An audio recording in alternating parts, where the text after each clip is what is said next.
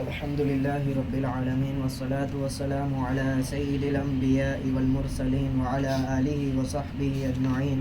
أما بعد فأعوذ بالله من الشيطان الرجيم. ويسألونك عن المحيض قل هو أذى فاعتزلوا النساء في المحيض ولا تقربوهن حتى يطهرن فإذا تطهرن فأتوهن من حيث أمركم الله إن الله يحب التوابين ويحب المتطهرين. وقال في مقام آخر إن الله لا يستحيي من الحق صدق الله العظيم. اللهم أرنا الحق حقا وارزقنا اتباعه وأرنا الباطل باطلا وارزقنا اجتنابه اللهم سهل لنا هذا الأمر. اما بعد، گزشتہ مجلس میں نکاح کے تعلق سے ایک اہم رہنمائی جو ہے پیش کی گئی تھی کہ نکاح کس سے کیا جائے اور کس سے نہ کیا جائے. چنانچہ شرک کرنے والوں سے نکاح کرنا جائز نہیں اور اس کے تعلق سے تمام احکامات گزشتہ مجلس میں بیان کیے گئے. اب اسی موضوع کو لے کر نکاح کے تعلق سے چند اور رہنمائی دی جاتی ہے اور یہ دو آیتیں پیش کی جاتی ہے. چونکہ اسلام ایک مکمل دستور حیات ہے اور کسی گوشے میں آدمی کو تنہا نہیں چھوڑتا بلکہ اپنی رہنمائی سے اسے راستہ دکھاتا رہتا ہے. چنانچہ میاں بیوی کے تعلقات اور اس میں کیا چیزیں جائز ہے اور کیا چیزیں ناجائز ہے، اسی طرح سے وہ پوشیدہ امر جو آدمی کو پیش آتے ہیں، اسلام کہیں پر بھی آدمی کو اس میں تنہا نہیں چھوڑتا بلکہ قرآن اور حدیث کے ذریعے سے آدمی کی قدم قدم میں رہنمائی کی گئی ہے. چنانچہ اللہ تعالیٰ اپنے ہی کلام میں فرماتے ہیں ان اللہ لا یستحیی من الحق، کہ اللہ تعالیٰ حق بیان کرنے سے شرماتا نہیں ہے. کسی چیز کی اگر ضرورت ہے، آدمی جو ہے اس کی زندگی میں اس کو پیش ہوتی ہے، تو اب اس کے تعلق سے کیا رہنمائی ہے، اللہ رب العزت اس رہنمائی کو بیان کرنے سے بھی نہیں شرماتا. تو یہ اسلام کی حقانیت کی طرف اشارہ ہے کہ کسی موڑ پر انسان کو اس نے اکیلا نہ چھوڑا. چنانچہ انہی پوشیدہ امور کے تعلق سے چند رہنمائی ہے جو یہاں پر مذکور ہے. چنانچہ اللہ تعالیٰ فرماتے ہیں ویس سوال نقل کرتے ہیں، جیسا کہ سوالات کا ذکر چل رہا ہے اور صحابہ نے یہ سوال کیا تھا. کس صحابی نے سوال کیا تھا اس تعلق سے آتا ہے ابو الدحداء اور صحابہ کی ایک جماعت تھی جن لوگوں نے یہ سوال کیا. سوال کیا تھا؟ سوال یہ تھا کہ یہود جو تھے وہ عورتوں کو مدت حیض میں، ان کے مینسچوریشن پیریڈ میں، مینسس کے پیریڈ میں، جب عورت کو ماہواری آتی ہے تو اس مدت میں، حیض کی مدت میں، یہود کا معمول یہ تھا کہ وہ عورتوں سے بالکل علیحدہ ہو جاتے تھے. یہاں تک کہ ان کے ساتھ کھانا، اٹھنا بیٹھنا، یہ ساری چیزوں کو حرام قرار دیتے تھے اور ان کا جو ایک کمرہ ہوتا تھا وہاں پر جو ہے ان کو جو ہے رکھ دیا جاتا تھا کہ وہاں سے جب وہ مدت ختم ہوگی تو جب جا کے کیا ہے دوبارہ ہمارے ساتھ رہنے سہنے کی جو ہے گنجائش ہوگی. گویا کہ ان کو یہ احساس ہوتا کہ ہم جو ہے انسان سے کمتر مخلوق ہے، اس طرح سے اس مدت میں ان کے ساتھ معاملہ کیا جاتا. تو یہ یہود کا معاملہ تھا اور میں نے بیان کیا تھا کہ یہود کا ایک اثر تھا جو مشرکوں میں پڑتا تھا، کیونکہ مشرکین مکہ کی خود کی کوئی تہذیب نہیں تھی. چنانچہ یہود سے مغلوب ہو کر یہی رواج ان میں بھی کیا ہو گیا، رائج ہو گیا. تو یہود زیادتی کے جو ہے شکار تھے، جس کے مقابلے میں نصارہ کا معمول یہ تھا کہ جب عورت جو ہے حیض کی مدت اس کی ہوتی تو حیض کی مدت اور غیر حیض کی مدت میں کوئی تفریق نہیں کرتے، بلکہ جس طرح حیض کی مدت، غیر حیض کی مدت میں عورت سے تعلقات قائم کیے جاتے تھے، اسی طرح حیض میں بھی کیا کرتے تھے، یعنی ان کے نزدیک کوئی ڈفرنس ہی نہیں تھا، سب برابر تھا. تو اس معاملے میں جو یہ سوال پوچھا گیا تھا، چنانچہ یہ جماعت آئی اور آپ سے جو ہے پوچھا وَيَسْأَلُونَكَ عَنِ الْمَحِيضِ، اور لوگ آپ سے حیض کا حکم دریافت کرتے ہیں. حیض کا حکم دریافت کرنے کا مطلب کہ عورت جب مدت حیض میں ہو تو اس کا کیا حکم ہے, اس سے لطف اندوز ہونے کا کیا امر جو ہے شریعت میں ہم کو دیا گیا ہے. چنانچہ اس کے جواب میں کہا گیا قل ہوا اذن, آپ کہہ دیجئے کہ وہ ایک طرح کی گندگی ہے, تکلیف دینے والی چیز ہے. اذن یہاں پہ جو کہا گیا ہے وہ کس کو کیا, عورت کو نہیں کہا گیا ہے. جو عورت کے رحم سے خون نکلتا ہے اس کو کہا گیا ہے. کیا ہے وہ گندا خون ہے, اور وہ تکلیف دہ کیا چیز ہے. فَاعْتَزِلُوا النِّسَاءَ فِي الْمَحِيضِ, پس تم عورتوں کو حیض کے دوران میں چھوڑے رہو, ان سے دور رہو. چنانچہ تفسیر رازی میں ایک علامہ رازی نے روایت بیان کی ہے کہ آیت جب نازل ہوئی تو جو مسلمان تھے ان لوگوں نے اس آیت کا ظاہر لے لیا اور اسی طرح عمل کرنا شروع کر دیا. چنانچہ عورتوں کو گھروں سے نکال دیا, اور ایک بدوؤں کی جماعت آئی آپ صلی اللہ علیہ وسلم کے پاس اور کہنے لگی البرد شدید والثیاب قلیلہ, کہ باہر ٹھنڈ جو ہے بہت سخت ہے اور کپڑے ہمارے پاس جو ہے بہت کم ہے. فَإِنْ أَعْصَرْنَاهُنَّ بِالثِّيَابِ, اگر ہم یہ کپڑے اپنی عورتوں کو دے دیں جن کو ہم نے باہر نکال دیا, هَلَكَ سَائِرُ أَهْلِ الْبَيْتِ, تو گھر والے ہلاک ہو جائیں گے. وَإِنْ اسْتَأْثَرْنَاهَا هَلَكَتِ الْحُيِّضُ, اور اگر ہم ان کو دے دیں تو ہم ہلاک ہو جائیں گے. تو آپ علیہ الصلوۃ والسلام نے فرمایا انما امرتکم ان تعتزلوا مجامعتهن, کہ میں نے تمہیں حکم دیا تھا کہ ان کے جمع کرنے سے کیا کرو, اپنے آپ کو دور رکھو. اذا حضنا ولم امرکم باخراجهن من البیوت, میں نے تمہیں یہ حکم نہیں دیا کہ ان کو گھروں سے نکال دو, کفعل العاجم, جس طرح عجمی لوگ کرتے ہیں. فلما سمع اليهود, تو جب یہودیوں نے یہ معاملہ سنا, قالوا هذا الرجل, تو کہنے لگے کہ یہ آدمی کوئی ایسی چیز نہیں چھوڑے گا ہماری معاملات میں سے جس میں وہ ہماری مخالفت نہ کرے. تو یہ ان کا عناد تھا. تو اس کے بعد جو ہے یہ حکم اور واضح ہو گیا. تو چنانچہ آیت میں جو حکم ہے وہ یہی ہے کہ عورت سے جو ہے تعلقات قائم نہ کیے جائے حیض کی مدت میں. اور روایت میں ایک لفظ آیا ہے وہ بھی بڑا قابل غور ہے کہ کفعل العاجم, کہ ان کو گھروں سے مت نکالو جس طرح عجمی لوگ نکالتے ہیں. یہودیوں کا میں نے معاملہ آپ کے سامنے پیش کیا کہ وہ کس طرح سے نکال دیتے تھے. اسی طرح عجمی لوگ, مشرک لوگ, بت پرست لوگ, ان کا کیا نظریہ تھا عورت کے اس اسٹیٹ میں کہ اس کو کس طرح ٹریٹ کیا جائے. تو ہمارے ملک میں بھی اس میں افراط و تفریط کا شکار ہے جو ہمارے اہل ہنود ہے. تو کچھ لوگ تو جیسے گروڑ پرانا جو ان کی کتاب ہے اس میں لکھا ہے menstruation is impure blood which is given by the god Indra, کہ گاڈ اندرا جو ہے وہ جو ہے یہ بلڈ جو ہے دیتا ہے عورت کو. she is not allowed to show her face, اس مدت میں عورت کو اپنی شکل دکھانے تک کا بھی اختیار نہیں ہے. اتنا اس کو جو ہے ایک اچھوت جیسی صورت دے دی گئی. اور انہی میں سے ایک گروہ اس کو اتنا زیادہ جو ہے تعظیم کرتا ہے کہ آسام وغیرہ میں کمکھیا کر کے اور امبوبا چیمیلا فیسٹیول بنایا جاتا ہے سالانہ طور پہ. اس میں مینسچوریشن کی ایک گوڈیس ہے, اس کو پوجا جاتا ہے, یعنی حیض کی دیوی, اس کو گویا کہ پوجا جاتا ہے.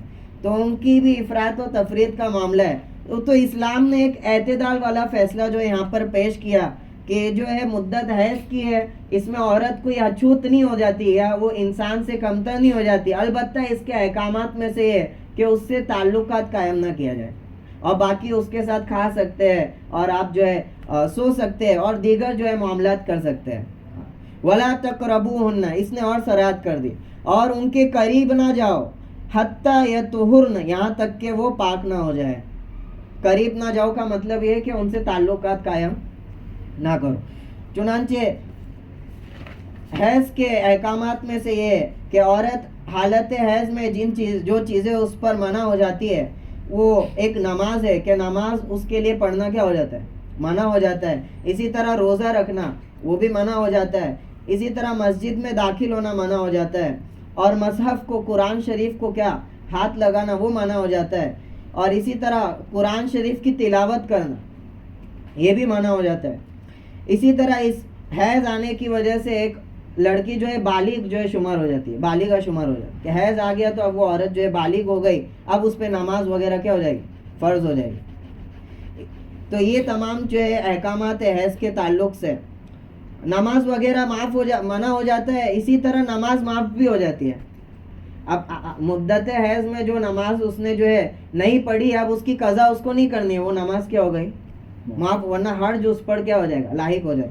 البتہ روزوں کی قضا کرنی ہے, کیونکہ نماز جو ہے وہ تو ایک جو ہے دائمی عمل ہے, ہر دن جو ہے پیش آتا ہے, لیکن روزہ جو ہے وہ ایک وقتی عمل ہے, ہر جو ہے مہینے میں نہیں ہوتے. رمضان کے روزے جو ایک مخصوص ایام ہے, مہینہ ہے, اس میں ہوتا ہے. تو اگر رمضان میں پیش آ جائے تو اتنے جو روزے جو حیض کی وجہ سے اس نے چھوڑی ہے, اس کی کیا کر لے گی, دیگر ایام میں قضا کر لے, جیسی سہولت ہے. اور باقی جو ہے قرآن کی تلاوت نہ کرنا, یہ بھی جو ہے اس پر جو ہے عائد ہو جاتا ہے. البتہ وہ اذکار اور ذکر جو بطور وظیفے کے پڑھے جاتے ہیں, حفاظت کے پڑھے جاتے ہیں, اس کو پڑھ سکتی ہے, اور جو ہے پڑھ کے دم بھی کر سکتی ہے. کوئی معلمہ ہے قرآن پڑھاتی ہے, وہ کیا کرے گی, تو وہ پوری آیت نہ پڑھ کے ٹکڑے ٹکڑے کر کے جو ہے پڑھا سکتی ہے بچوں کو. تو یہ ساری جو ہے گنجائش ہے, اور یہ احکامات حیض کے تعلق سے. تو وَلَا تَقْرَبُوهُنَّ حَتَّى يَطْهُرْنَ, کہ تم اس کے قریب نہ جاؤ یہاں تک کہ پاک ہو جائے, پاک ہو جائے, یعنی حیض کی مدت ختم ہو جائے. اس کے تعلق سے کیا احکامات ہے. امام شافعی کے نزدیک حیض کی کم سے کم مدت 1 دن اور 1 رات ہے. 1 دن اور 1 رات تک جو ہے حیض کی کم سے کم مدت رہے گی. اگر 1 دن اور 1 رات سے کم خون نکل کر بند ہو جاتا ہے تو وہ حیض کا خون شمار نہیں کیا جائے, اور اس کے احکام جو ہے اس پر عائد نہیں ہوگا. استحاضہ وغیرہ بیماری کا خون جو ہے شمار کیا جائے. وَأَكْثَرُهَا 15, اور اکثر مدت اس کی, میکزیمم جو ڈیوریشن ہوگی اس کی 15 دن کی ہے. یہ امام شافعی رحمۃ اللہ علیہ کے نزدیک 15 دن سے اگر زیادہ آ رہا ہے تو پھر وہ استحاضہ بیماری کا خون شمار ہوگا. امام ابو حنیفہ رحمۃ اللہ علیہ, امام ثوری رحمہ اللہ کے نزدیک حیض کا مسئلہ اس طرح ہے کہ اس کی کم سے کم مدت 3 دن اور 3 رات ہے. کم سے کم مدت جو ہے 3 دن اور 3 راتوں تک خون آئے گا تو حیض کی مدت جو ہے شمار کی جائے گی. اور اگر اس سے کم ہو گیا تو استحاضہ بیماری کا خون ہے. اور زیادہ سے زیادہ 10 دن ہے, زیادہ سے زیادہ 10 دن. تو یہ مسائل, حیض کا مسئلہ جو ہے وہ بہت زیادہ تفصیلی ہے اور باریکی مسئلہ ہے, اور بڑی بڑی کتابیں اس میں لکھی گئی ہے. لیکن دیکھا جاتا ہے کہ اکثر جو ہے عورتیں ان مسائل سے کیا ہوتی ہے, غافل ہوتی ہے اور ناواقف ہوتی ہے. تو چاہیے کہ اپنے شوہر وغیرہ کے ذریعے سے, کسی مفتی یا عالم کے ذریعے سے ان مسائل کو جان کر کیا کرے, اس پر عمل کرے. چنانچہ یہ احکامات تھے حتیٰ یطہرن, یہاں تک کہ وہ پاک ہو جائے. پاک ہونے کے بعد جو ہے آدمی کو گنجائش ہے کہ تعلقات قائم کرے. اس میں کیا مسئلہ ہے, تو مسئلہ یہ ہے کہ امام ابو حنیفہ رحمۃ اللہ علیہ کے نزدیک اکثر مدت کتنی ہے, 10 دن ہے, کم سے کم 3 دن, اکثر مدت. اگر 10 دن کی مدت پوری ہو جاتی ہے تو 10 دن کی مدت اگر عورت پوری کرتی ہے تو پھر وہ پاک قرار دی جائے گی, اور اس کے بعد اس سے تعلقات قائم کرنا جائز ہوگا اگرچہ وہ غسل نہ کرے, اگر 10 دن پورا کمپلیٹ کرتے ہیں. اور اگر وہ اپنی عادت کے دن, یعنی اس کو ہر مہینہ جو ہے 6 دن آتا ہے, تو حالت کے جو عادت کے دن ہے 6 دن پر اس کا خون بند ہو گیا, تو اب جو ہے 6 دن کے بعد اگر اس کا خون بند ہوتا ہے تو اب اس سے تعلق قائم نہیں کر سکتے یہاں تک کہ وہ غسل نہ کر لے, یا تو ایک نماز کا وقت اس پر سے کیا ہو جائے, گزر جائے. یہ 2 چیز ہوگی تب تعلق جو ہے قائم کر سکتے ہیں. تو یہ حتیٰ یطہرن, یہاں تک کہ وہ پاک ہو جائے. فَإِذَا تَطَہَّرْنَ, پھر جب وہ پاک ہو جائے, فَاتُوهُنَّ, تو ان کے پاس جاؤ, یعنی جو ہے تعلق قائم کرنے کی غرض سے, مِنْ حَيْثُ أَمَرَكُمُ اللَّهُ, مگر اس طریقے سے جس طریقے سے اللہ نے تم کو کیا دیا ہے, حکم دیا ہے, کہ مطلقاً نہیں. اور وہ حکم کیا دیا ہے, بِأَلَّا يَكُنَّ صَائِمَاتٍ, کہ وہ روزے سے نہ ہو. روزے سے ہے تو عورت اس کے پاس جو ہے جانا, وہ تعلق قائم کرنا ہے مناسب نہیں اور گنجائش نہیں. ولا معتکفہ, اسی طرح وہ معتکف حالت اعتکاف میں نہ ہو, تب بھی نہیں جا سکتے. ولا محرمات, اسی طرح احرام نہ باندھی ہو حج یا عمرہ کا, تو اس وقت بھی آپ نہیں جا سکتے. تو فاتوہن من حیث امرک اللہ, تو اس طریقے سے جاؤ جس طریقے سے اللہ نے کیا دیا, حکم دیا. اسی طرح اللہ نے حکم دیا کہ حیض کی حالت میں نہ جاؤ, تو وہ بھی یہاں پہ شامل ہوگا. اسی طرح مفسرین اس میں شامل کرتے ہیں من حیث امرکم اللہ کہ اس طور پہ جاؤ جس طرح اللہ نے حکم دیا ہے، یعنی سامنے کے راستے سے جاؤ، یعنی جو آگے کی شرمگاہ ہے وہاں سے جو ہے تعلق قائم کیے جائیں گے، نہ کہ جو ہے پیچھے کے راستے سے جو ہے وہ حرام ہے، اس کے تعلق سے وعید آئی ہے۔ چنانچہ روایت آتی ہے کہ اللہ تعالیٰ، حضرت ابو ہریرہ رضی اللہ عنہ سے روایت ہے کہ قیامت کے دن اللہ ایسے شخص کی طرف نظر اٹھا کر بھی نہ دیکھے گا، من اتا امراۃ فی دبورہا، جو عورت کو پیچھے کے راستے سے جو ہے اپنی جو ہے ضرورت کو پوری کرے، تو سخت وعید آئی ہے اس طرح کا عمل کرنے سے، تو وہ بھی اس میں شامل ہے۔ ان اللہ یحب التوابین، بے شک اللہ محبت رکھتا ہے توبہ کرنے والوں سے، ویحب المتطہرین، اور محبت رکھتا ہے پاک صاف رہنے والوں سے۔ اللہ تعالیٰ نے یہ پاکی صفائی کے احکام بیان کر دیے، اب اگر اس میں کچھ کوتاہی ہو گئی ہو تو کیا کر لو، توبہ کر لو۔ یحب التوابین، وہ توبہ کو بہت زیادہ کیا کرتا ہے، پسند کرتا ہے۔ چنانچہ آتا ہے کہ بعض صحابہ کے تعلق سے کہ وہ اس طرح کا فعل کر بیٹھے تھے، تو آپ صلی اللہ علیہ وسلم نے توبہ کا حکم دیا۔ وَيُحِبُّ الْمُتَطَّهِرِينَ، اور پاکی کو پسند فرماتا ہے، صفائی ستھرائی کو کیا کرتا ہے، صاف ستھرے رہنے والوں کو پسند فرماتا ہے۔ چنانچہ موجودہ جو ریسرچ ہے اس کی روشنی میں دیکھا گیا کہ مینسچوریشن کے درمیان اس طرح کا تعلق قائم کرنے کے کتنے زیادہ مضر نقصانات ہیں، اور کتنی زیادہ جو ہے گندگیوں کی وجہ سے جو ہے ڈیسیز جو ہے ٹرانسمٹ ہوتے ہیں۔ چنانچہ مینسچوریشن کے ایام میں اگر آپ تعلقات قائم کرتے ہیں تو اس میں سروے نکالے گیا، بہت سارا سروے کیا گیا، تو ہر ایک عورت 4 میں سے وہ ایسی ہے جو مینسچوریشن کے درمیان کیا کر رہی ہے، تعلق قائم کر رہی ہے، اور اس کا نتیجہ کیا ہوا، یعنی سیکشولی ٹرانسمیٹڈ ڈیسیزز، اس کی پاسبلٹیز ایسی عورتوں میں بڑھ جاتی ہے 80 آؤٹ آف 100 کے حساب سے، یعنی 100 عورتیں تو اس میں سے 80 عورت جو اس طرح کا کام کرتی ہے ان میں ڈیسیز زیادہ پائی جائے گی۔ کس طرح کی ڈیسیزز ہے، اینڈومیٹریوسس، اس طرح کی سنگین جو ہے ڈیسیز کا جو ہے شکار ہو جاتی ہے عورتیں، کہ جو لائن اندر فارم ہونا رہتی ہے ویجینل ٹریک کے، وہ باہر فارم ہونے لگتی ہے، اور اس کا نقصان یہ ہوتا ہے کہ اس کا جو ماہواری کا سائیکل ہے بگڑ جاتا ہے۔ اسی طرح انفرٹیلیٹی، جو بڑا نقصان یہ ہو جاتا ہے کہ عورت بانجھ ہو جاتی ہے۔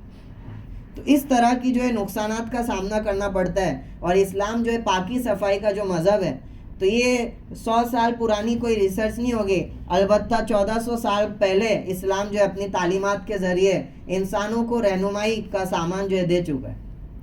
تو یہ جو 2 آیتیں وہ ایسی ہے کہ غیر مسلموں کو بھی ان پر عمل کرنا چاہیے۔ آج کی جو آیتیں وہ ہم صرف 2 ہی آیتوں کی تفسیر کر رہے ہیں کہ ان 2 آیتوں کو غلط طریقے سے پیش کیا گیا ملک میں، اور اس کے ذریعے سے اسلام کی تصویر کو کیا کیا گیا، بگاڑا گیا۔ ہم تو یہاں پر بتا رہے کہ بھئی یہ ایک ایسی آیت ہے کہ اس پر کس کو عمل کرنا چاہیے، مسلمانوں کو تو کرنا ہی چاہیے، اس کے علاوہ غیروں کو بھی کرنے کی جو آیت یہ عمل کی دعوت دیتی ہے اور اس کے فوائد ہے۔ اسی طرح جو پیچھے کے راستے سے کیے جاتا ہے، یعنی جو اینل کے ذریعے سے ضرورت پوری کرتے ہیں، اس میں بھی آج کی ریسرچ بتاتی ہے کہ سیکشولی ٹرانسمیٹڈ ڈیسیز کا اس میں جو ڈیٹا ہے وہ کتنا زیادہ بڑھ جاتا ہے۔ لہٰذا گونوریا کر کے جو ایک ڈیسیز ہے جو ٹرانسمٹ ہوتا ہے اسی طرح کے عمل کرنے کی وجہ سے، جس میں پیشاب میں بہت زیادہ درد ہوتا ہے، عورتوں کو رک جاتی ہے، تو اسی اینل سیکس یعنی پیچھے کی طرف سے کرنے کی وجہ سے وہ ڈیسیز ٹرانسمٹ ہوتا ہے۔ اسی طرح سے HIV کا جو ریٹ ہے، یعنی ایڈ کا جو ریٹ ہے، پیچھے کے راستے سے کرنے کی وجہ سے اس کی پاسبلٹی بہت زیادہ بڑھ جاتی ہے، یعنی 18+ ویجینل ٹریک سے کرنے کے مقابلے میں 18 گنا زیادہ بڑھ جاتی ہے۔ اور یہ سب صرف لفاظی نہیں ہے، چنانچہ افریقہ کے ایک ڈاکٹر نے پورا ڈیٹا نکالا تھا اس کا، تو افریقہ کے وہ ممالک جو مسلم آبادی پر مشتمل ہے، موروکو وغیرہ جو یہ اوپر کے علاقے ہیں، یہاں کا جب جائزہ لیا گیا تو جو HIV کا ریٹ ہے وہ یہاں پر ایک دم جو ہے لو ہے، جو گرین طریقے سے جو اس کو کلر کیا گیا بنسبت یہ ساؤتھ ایریاز کے، کہ یہاں پہ اس طرح کا جو ہے عمل جو ہے وہ پریکٹس میں تھا، تو وہاں پہ HIV کا ریٹ آپ دیکھ سکتے ہیں۔ क्रिटिकल रेट है एकदम. तो ये 2 आयतें वो है जो इंसानियत के लिए रहनुमाई है और उसकी तिब्बी ज़रूरत और हेल्थ के लिए भी कितनी ज़्यादा ज़रूरी है, तो उसकी तरफ हम दावत देते गैरों को कि वो इस पर अमल करें. चुनांचे यही ताल्लुक़ के हैज़ की मुद्दत में आप नहीं जा सकते. अब हैज़ के अलावा जाना है तो उसमें अगली आयत में जो है वो एक और रहनुमाई जो है दी गई है. चुनांचे अगली आयत में अल्लाह ताला फरमाते हैं निसाउकुम हर्सुल लकुम. इसी आयत को ज़्यादा तोड़ मरोड़ के पेश किया गया. निसाउकुम हर्सुल लकुम, तुम्हारी बीवियाँ तुम्हारी खेती है. फातू हर्सकुम अन्ना शीतुम, सो तुम अपने खेत में आओ जिस तरह चाहो. वक़द्दिमू लिअन्फुसिकुम, और अपने हक में आइंदा के लिए कुछ करते रहो. वत्तकुल्लाह, और अल्लाह से डरते रहो. वअलमू अन्नकुम मुलाकू, और यकीन रखो कि तुम्हें उससे मिलना है. वबश्शिरिल मुमिनीन, और आप ईमान वालों को खुशखबरी सुना दीजिए.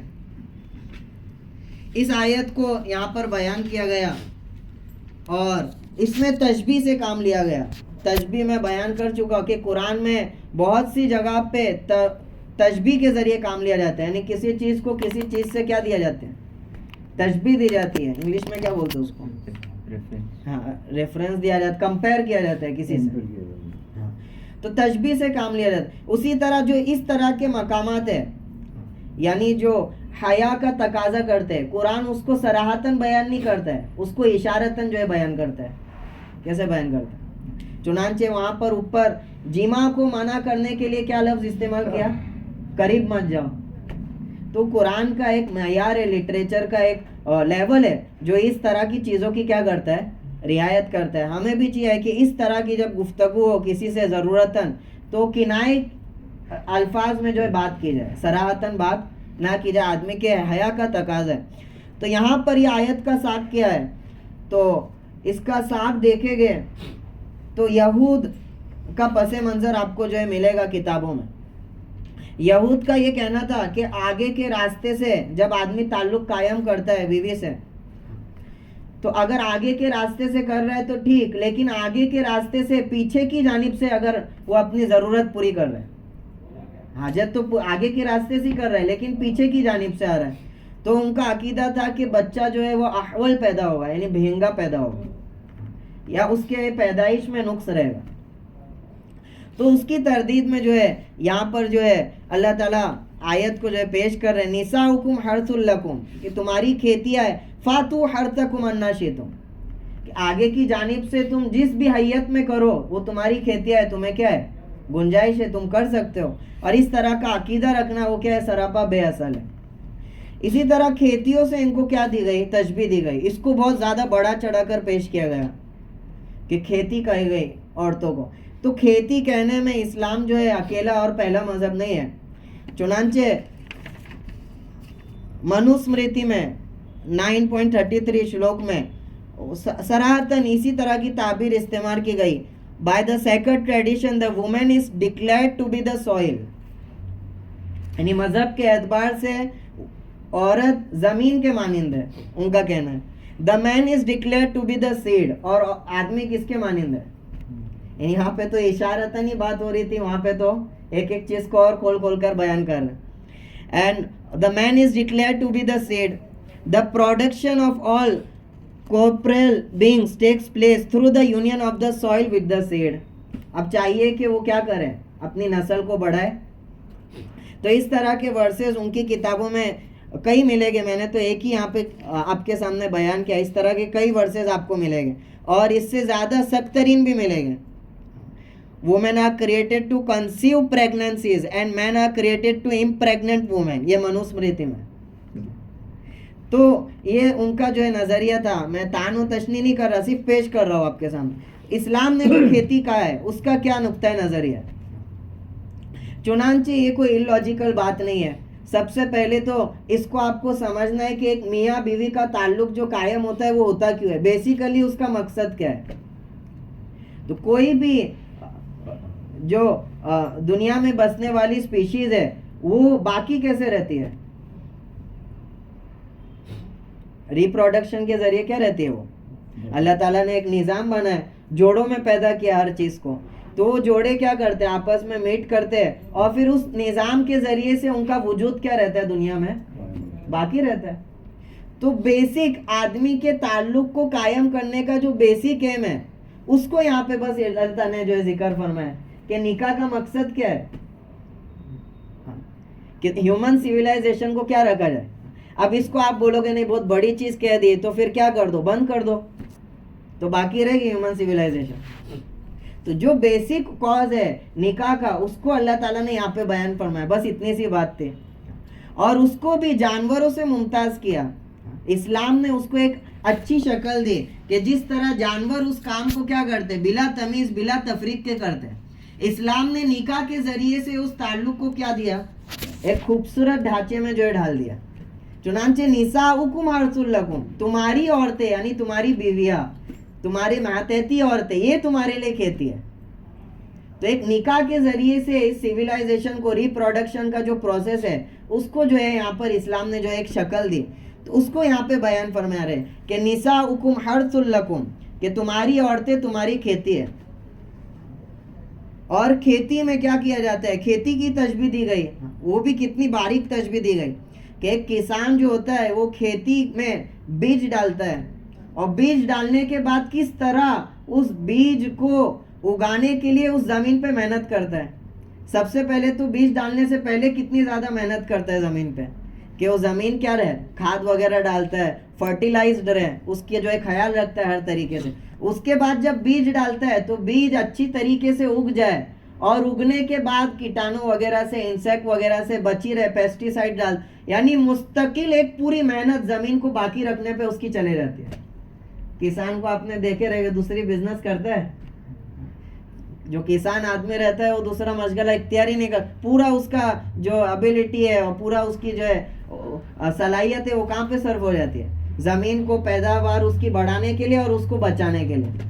تو یہاں پہ جو تشبیہ دی گئی ہے عورتوں کو, وہ اسی اعتبار سے دی گئی, وہ تمہاری زمین ہے, کھیتیاں ہے, کیونکہ حفاظت تم پر لازم ہے, اور اس سے جو بھی اللہ تعالیٰ تم کو نوازے اس کی نشو و نما کی فکر کرنا, اس کی حفاظت کرنا, یہ کیا ہے تم پر.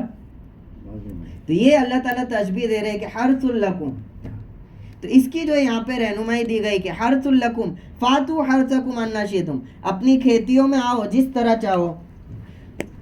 تو اسلام میں جو نکاح کا جو نظریہ ہے وہ یہی ہے کہ اسلام جو نکاح کا بیسک کانسیپٹ ہے وہ کیا ہے, توالد اور تناسل, کہ میاں بیوی کا تعلق قائم ہو اور انسانی جو سلسلہ ہے وہ کیا بڑھے, جاری رہے, آگے بڑھے. اسی طرح اسلام میں جو کانسیپٹ ہے وہ ایک گرمم بالغنم ہے, ہر فائدے کے عوض میں تاوان آتا ہے, ذمہ داری آتی ہے, رسپانسبلٹی آتی ہے. فری سروس یعنی فری ڈیزائرز کو پورا کر لینا, اس کا کانسیپٹ اسلام میں نہیں ہے, گرمم بالغنم ہے. تو اس وجہ سے جب آدمی کسی عورت سے جو ہے نکاح کرتا ہے تو اس سے جو فائدہ اٹھاتا ہے, تو اس فائدے اٹھانے کے عوض میں کتنے بے شمار حقوق عورت کے آدمی کے اوپر لازم ہو جاتے ہیں. صرف ایک فائدہ اٹھانے کے عوض میں کتنے سالوں کی زندگی اس عورت کی اور اس کے بچوں کی ذمہ داری پورا کرنے پہ آدمی کی کیا ہو جاتی ہے. تو فری کانسیپٹ نہیں ہے کہ فری میں سروس اٹھا لیا اور بعد میں کیا ہو گئے, رفع دفع ہو گئے. تو اسلام کا جو کانسیپٹ ہے گرمم بالغنم ہے, فائدہ اٹھائے تو اب اس کی ذمہ داری کیا ہے, آپ کے اوپر ہے. تو نسل افزائش جو ہے اس کی ترغیب اسلام میں دی گئی ہے, اور کھیت کا جو تشبیہ دی گئی ہے اس کے ذریعے سے وہ تمام اشکالات جو ہے دور ہو جاتے ہیں, جو کہا جاتا ہے کہ بس بچے پیدا کرتے رہا کرو اور پھر ان کی تربیت کی جو ہے فکر نہ کرے جائے, یا ان کی نشو و نما کی کیا نہ کی جائے. تو کھیت سے تشبیہ دے دی اس بات کی طرف اشارہ کرنے کے لیے جس طرح آدمی اپنی پیداوار کی جو ہے حفاظت کرتا ہے, یہاں تک کہ جب وہ اس سٹیٹ میں ہو جائے کہ ان کو بیچ کے کیا کرے, ان سے فائدہ حاصل کرے. تو اسی طرح بچوں کی جو ہے بالغ ہونے تک, بڑے ہونے تک ان کی کیا کرے گا آدمی, نشو و نما کرے گا, ان کی پرورش کرے گا, تاکہ کمیونٹی میں ایک اچھا کنٹریبیوشن کیا کر سکے, دے سکے. تو کھیت کی طرح ان لوگوں نے تشبیہ دی. فاتو حرثکم, جس طرح چاہو اس طرح جو ہے اپنی بیویوں کے پاس آؤ. اب اس میں دوسرا کوشچن اٹھے گا کہ یہاں پہ آپ فرٹیلیٹی کو کیا کر رہے ہیں, آیت میں پروموٹ کر رہے ہیں کہ کیا کرو بچوں کو. تو ماڈرن ٹائم میں کوشچن اٹھے گا کہ اسلام جو ہے اوور پاپولیشن کو کیا کر رہا ہے, اس کو اور زیادہ ترغیب دے رہا ہے, اس کو اور زیادہ رائج کر رہا ہے, اوور پاپولیشن کی طرف لوگوں کو لے کے جا رہا ہے. تو اس کا بھی جو میت ہے اس کا بھی جواب جو ہے بہت زیادہ آسان ہے. تو لہٰذا اوور پاپولیشن کی طرف سے جو میت آیا ہے کہ دنیا میں آبادی بڑھ رہی ہے, کیا آ رہا ہے, دنیا میں آبادی بڑھ رہی ہے, یہ ایک میت پھیلایا گیا. تو یہ سب سے پہلے یہ بات کس نے اٹھائی کہ دنیا میں آبادی بڑھ رہی ہے؟ تو تھامس میلٹس نامی ایک آدمی تھا, اس نے یہ گراف پیش کیا تھا لوگوں کو. گراف میں کیا پیش کیا اس نے کہ دکھایا کہ دیکھو جو لوگوں کے بڑھنے کی تعداد ہے وہ بہت زیادہ تیزی سے بڑھ رہی ہے, اس کے مقابلے میں جو کراپس ہے, جو پروڈکشن ہے, وہ جو ہے دھیرے دھیرے بڑھ رہا ہے. تو ایک ٹائم ایسا آئے گا کہ لوگ زیادہ ہو جائیں گے اور جو ریسورسز ہے وہ کیا ہو جائے گی, لمیٹیڈ ہو جائے گی, ریسورسز ختم ہو جائے گے اور پھر بھوک ماری ہر جگہ. یہ اس کا ڈیٹا تھا جو اب تک پوری دنیا میں پروپیگنڈا کے طور پہ چل رہا ہے. اور کتنا بڑا فیک پروپیگنڈا تھا وہ, کتنا غلط ایرر تھا اس ڈیٹا میں کہ اس نے اپنے اس گراف میں ماڈرن ٹیکنالوجیز اور ان کے ذریعے سے جو پروڈکشن میں انکریز ہو رہا ہے اس کو کسی کو بھی کنسیڈر ہی نہیں کیا اس نے. مثال کے طور پہ پرانے زمانے میں چنانچہ ریسرچرز کہتے ہیں کہ ایٹمز جو ہے ریسورسز ہے کم زیادہ نہیں ہوتے. ایٹمز پہلے کے زمانے میں بھی جتنے تھے ابھی بھی اتنے ہی ہیں, میٹر جتنا پہلے تھا ابھی بھی, صرف ان کو استعمال کرنے کا طریقہ اور اس کو نفع آور بنانے کا طریقہ یہ کیا ہو گیا, وقت گزرتے گزرتے آدمیوں نے سیکھا. چنانچہ پہلے جتنی زمین سے جتنا پروڈیوس ہوتے تھے کراپس, ابھی اتنی ہی زمین سے ماڈرن ایگریکلچر کو یوز کرتے ہوئے کتنی زیادہ پیداوار جو ہے تیار ہو رہی ہے. تو اس طرح کا جو ہے اس نے جو ایک تصور, ایک ڈر جو ہے ڈال دیا, پوری دنیا میں وہ چھا گیا, گراف اس کا پھیل گیا کہ دنیا میں اوور پاپولیشن کیا ہو رہا ہے, پھیلتا جا رہا ہے. اور اوور پاپولیشن کی ڈیفینیشن آپ کسی سے پوچھیں گے کہ اوور پاپولیشن کا مطلب کیا ہے, آبادی بڑھ گئی اس کا مطلب, اس کی کوئی اسپیسیفک ڈیفینیشن نہیں ہے. چنانچہ اربن ایریاز جو شہر وغیرہ کے علاقے ہیں اس میں آپ دیکھیں کہ آبادی زیادہ ہوتی ہے, اور جو گاؤں وغیرہ کے جو علاقے ہیں اس میں جو آبادی اتنی, جو شہر کا بسنا, وہاں پر انڈسٹریلائزیشن کا آنا, اسی طرح کمپنیز کا آنا, یہ اس علاقے کی پاپولیشن کو ڈینس کر دیتی ہے. لوگ وہاں پر کیا آ جاتے ہیں, کثرت سے آ جاتے ہیں. تو اس کا کوئی اسپیسیفک ڈیفینیشن نہیں ہے کہ پاپولیشن بڑھ گئی ہے تو اس کا پیرامیٹر کیا رہے گا. جہاں پر آپ جو اربنائزیشن کرو گے وہاں پہ پاپولیشن کیا ہو جائے گی, سمٹ کر آ جائے گی. تو اس میں نقصان یہ ہوا کہ ان لوگوں نے اوور پاپولیشن کا ایک جو ہے آواز اٹھائی کہ پاپولیشن بڑھ رہی ہے, اور لائف سٹائل کو جو ایک الگ طریقے سے ویسٹرن لائف سٹائل نے جو ہے رول پلے کیا بہت بڑا, کہ آدمی جب ہر جگہ کا انڈسٹریلائزیشن ہونے لگا, ہر جگہ جو ہے شہر بننے لگے, تو لائف سٹائل لوگوں کا بدلتا گیا. ایک بچہ اور ایک فیملی کو سسٹین کرنے کے لیے جو ایکسپینسز ہے وہ بہت ہائی ہونے لگے ہیں. اتنے ایکسپینسز میں پہلے زمانے میں کیا ہے, 10 افراد اسی فیملی میں کیا ہو رہے تھے, پل رہے تھے, بڑھ رہے تھے. لیکن ایک ایک بچے کا ایجوکیشن کاسٹ اور اس کی ساری چیزیں, یہ ساری چیزوں نے اس کو سسٹین کرنے کو اور کیا بنا دیا, مشکل بنا دیا. تو یہ پیچھے کے جو سرکمسٹینسز تھے اس نے آلریڈی ایسی کنڈیشن بنا دی تھی کہ آدمی جو ہے وہ کیا کرے گا, فیملی پلاننگ کی طرف جائے گا. اس پر سے آپ نے کیا کر دیا, برتھ کنٹرول کی ایکٹیویٹیز کو رائج کر دیا. جب آپ نے آدمیوں کو یہ گنجائش دے دی کہ بھائی آپ جو ہے تعلقات قائم کر لو اور جو ہے اس طرح کے منع حمل والی چیزیں تیار کر لو, بچے وغیرہ سے اعتراض کر لو, اس کا نقصان کیا ہوتا ہے کہ جب آدمی کو اس کا اختیار دے دیا جاتا ہے تو نکاح جیسا جو رشتہ ہے وہ محض فائدہ اٹھانے کا اور لطف حاصل کرنے کا ذریعہ بن جاتا ہے. اور اس کا نتیجہ دیکھا گیا امریکہ وغیرہ میں, جب اس کی گنجائش دی گئی آدمیوں کو تو ان لوگوں نے کیا کیا, عورتوں سے تعلقات قائم کیا, اور جب من بھر گیا تو کیا ہو گیا, میرج, ان کا پورا فیملی سسٹم کیا ہو گیا اس کی وجہ سے. تو ایک ٹائم رہتا ہے وہاں تک جو ہے ڈیزائرز جو ہے وہ امپورٹنٹ رول پلے کرتے ہیں آدمی اور عورت کو ساتھ رکھنے کا, لیکن اس ٹائم پیریڈ کے بعد کوئی ریزن چاہیے ہوتا ہے تاکہ ان کا بانڈ کیا رہے, باقی رہے, وہ جو ہے بچہ ہوتا ہے. تو اس کو جو ہے ایک فیملی سسٹم کو جو ہے پوری طرح سے برباد کر دیں. دوسری طرف کیا کیا انہوں نے, کیپیٹلزم کے ذریعے سے جو پروموٹ کیا اس کو. کیپیٹلزم کا مطلب کیا ہے, کیپیٹلزم کا مطلب یہ ہے کہ مرض بھی آپ پیدا کرو, بیماری بھی آپ پیدا کرو, اور دوا بھی آپ بیچو. तो ये सारे सर्कमस्टेंसेस में इन लोगों ने क्या किया, पोर्नोग्राफी और इसी तरह से जो डिस्टर्बिंग कंटेंट्स है सेक्सुअलाइज किया सोसाइटी को, हर तरीके से उसके वसाइल को आम किया, एक्सेसिबल किया। हर नौजवान के हाथ में क्या किया, इस तरह का डिस्टर्बिंग कंटेंट वो एक्सेसिबल है। तो डिजायर्स को आपने खूब भड़काया और उसके बाद क्या कर दिया, बर्थ कंट्रोल का आपने अपना पोस्टर सामने पेश कर दिया। तो ये महज जीना को क्या करने का बहाना है, जीना को फैलाने का और उसको नॉर्मलाइज करने का क्या है, एक तरीका है और कुछ नहीं है कि आप इस तरह के ताल्लुकात कायम करो और क्या हो जाए, बर्थ कंट्रोल के नाम पर उसको जो है बेचते रहो, अपनी दवाइयों को बेचते रहो। तो इस तरह का जो ये पूरा ये प्रोपोगेंडा चला है। और रिसोर्सेज कम पड़ जाएगा ऐसा कुछ नहीं है, रिसोर्सेज कम पड़ जाएगा, हमारा प्रोडक्शन कितना बढ़ रहा है और कितनी सारी चीज़ें जो है इंसानियों ने तरक्की की है उसकी तरफ निगाह करेंगे तो सफिशिएंट है। चुनांचे यूएन पॉपुलेशन डिवीजन उनका जो डेटा है कि फर्टिलिटी रेट कितनी होनी चाहिए पॉपुलेशन की, तो वो बोलते हैं 2.1 फर्टिलिटी रेट होनी चाहिए। फर्टिलिटी रेट का मतलब क्या होता है कि एक मियाँ और बीवी दो बच्चे को क्या करे, अगर आप जो है पैदा करें तो वो दो बच्चे इनके मरने के बाद उनको क्या करेंगे, रिप्लेस करेंगे।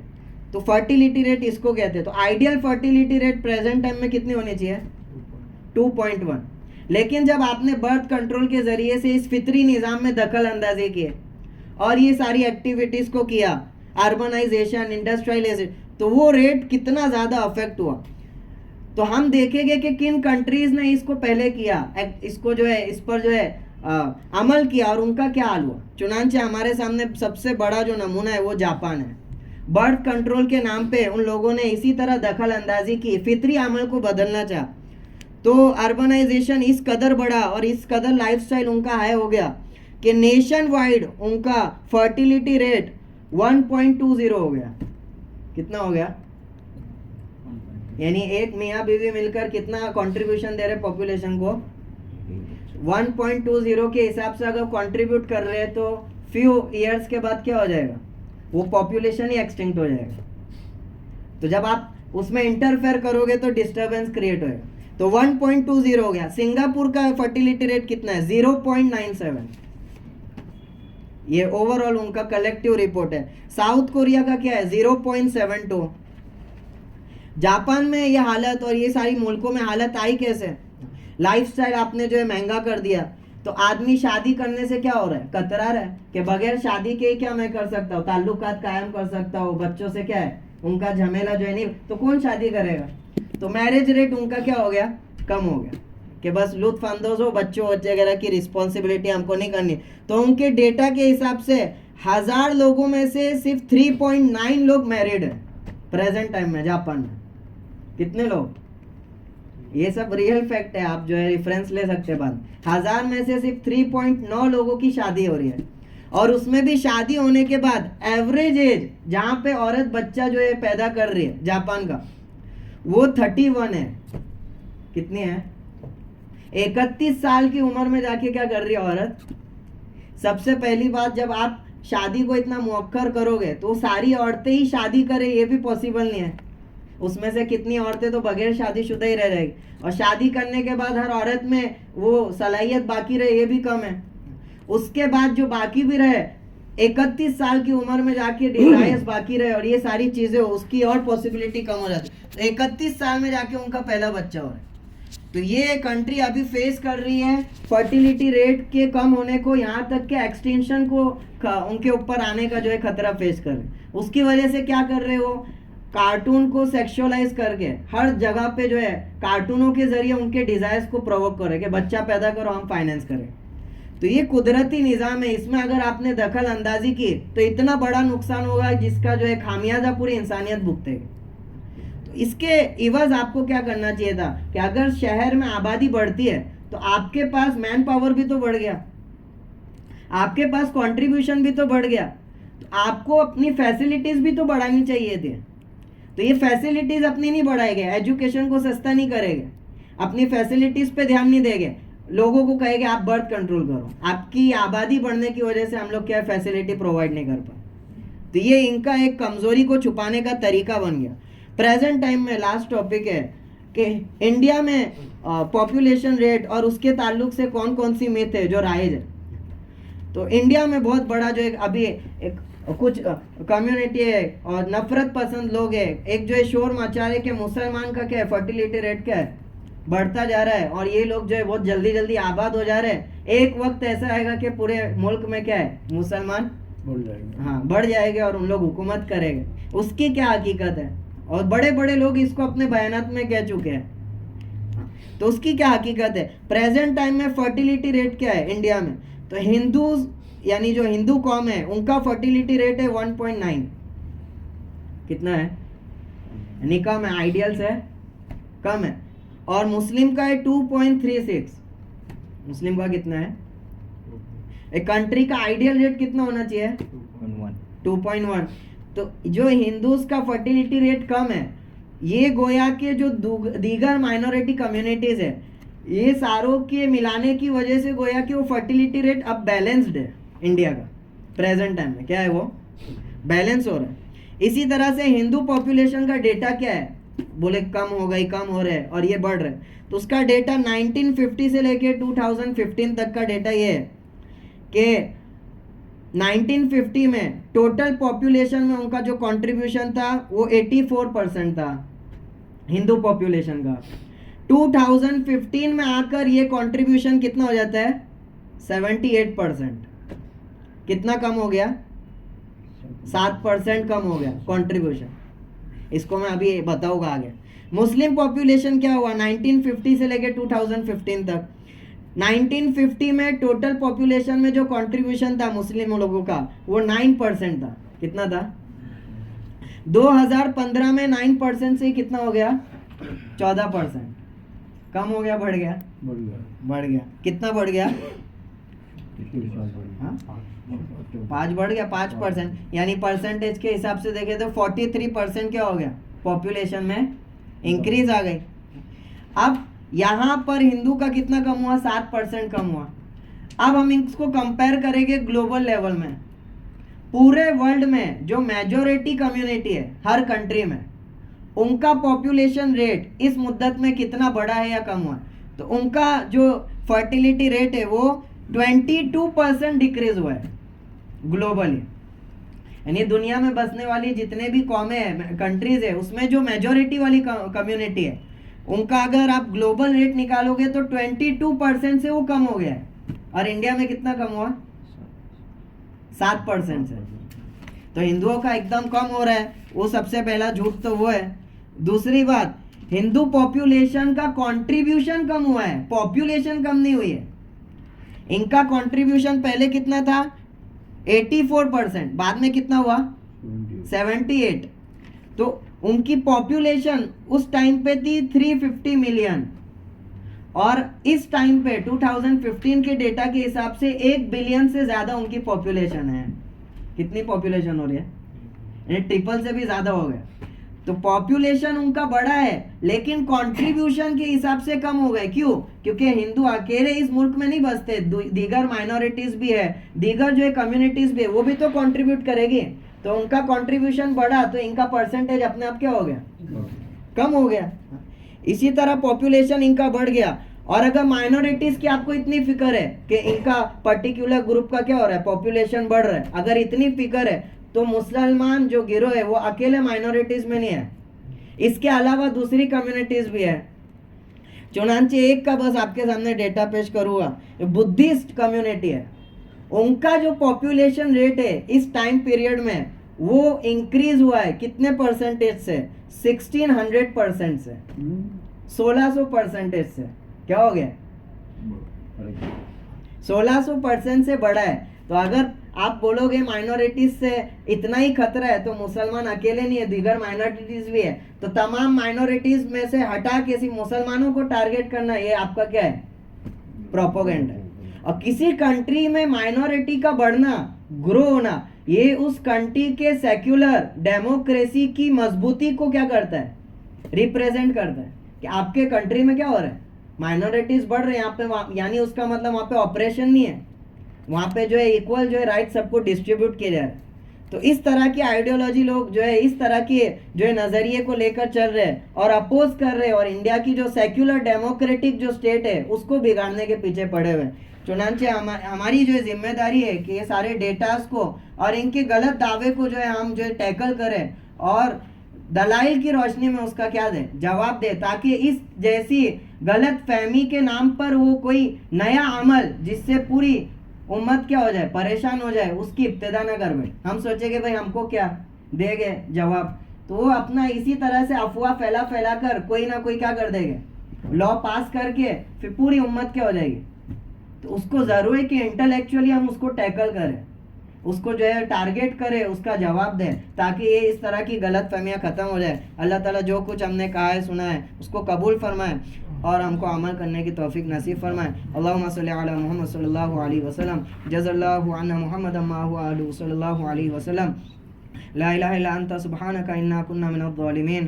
یا اللہ یا غفار ہمارے تمام گناہوں کو معاف فرما. یا اللہ ہمارے تمام گناہوں کو معاف فرما. یا اللہ ہمارے کہنے سننے میں جو کچھ کمی کوتاہی رہ گئی یا اللہ اسے معاف فرما. یا اللہ تیری کتاب سے اللہ محبت ہمیں نصیب فرما، اس کو سمجھنے کا شوق ہم سب کو نصیب فرما. یا اللہ اس کے لیے اپنے وقت کو، جان کو، مال کو قربان کرنے کی سعادت ہم سب کو نصیب فرما.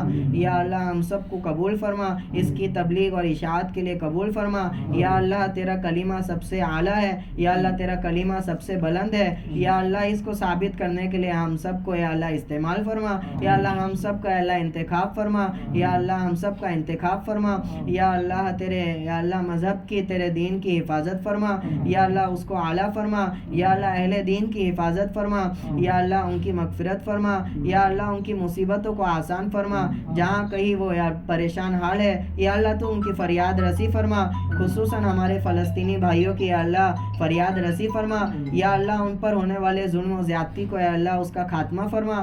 یا اللہ ہم سب جانتے ہیں یہ آخری زمانہ چل رہا ہے، یا اللہ یہ آخری یا اللہ مہلت ان کو دی جا رہی ہے.